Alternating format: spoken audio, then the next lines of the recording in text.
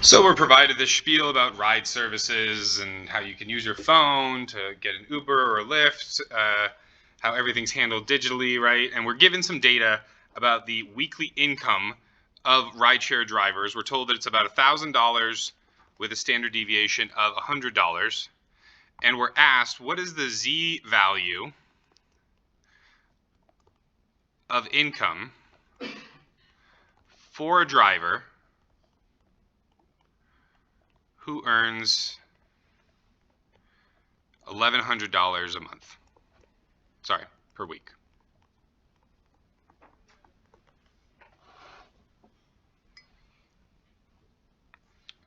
And so the way that we do this, right, the way that we calculate our Z value is essentially another way of asking us, put this in the standard normal distribution.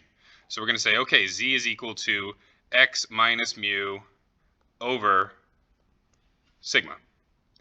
And then what's our X, right? So we're given our mu, we're given our sigma. What's our X? We only have one other number here. So whatever that is in the prompt, whatever it's asking you specifically about, that's the X, right? So we have 1,100 minus 1,000 divided by 100. This is going to end up giving me 100 over 100.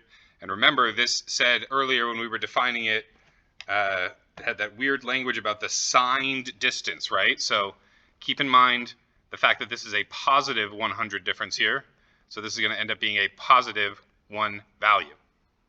A positive 1 value, when we look up a Z of 1.00, right? So if we don't have a 10th or 100th decimal place, we just put zeros there.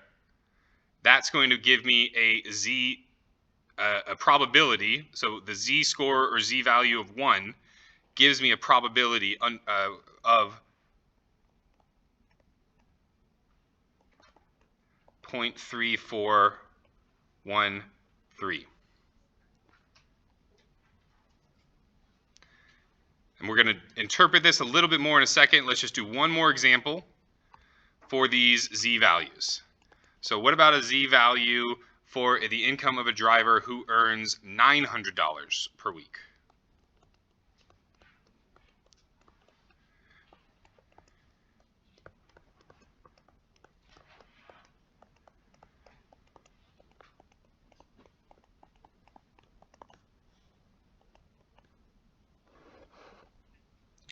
And so one of the interesting things is that regardless of whether Z is positive 1 or negative 1, the probability for them both is the same. So a Z of negative 1, and this has to do with the fact that it's symmetrical. So the fact that it's symmetrical means that a Z of negative 1 is going to give us the exact same probability as a Z of 1.00, which is 0.3413.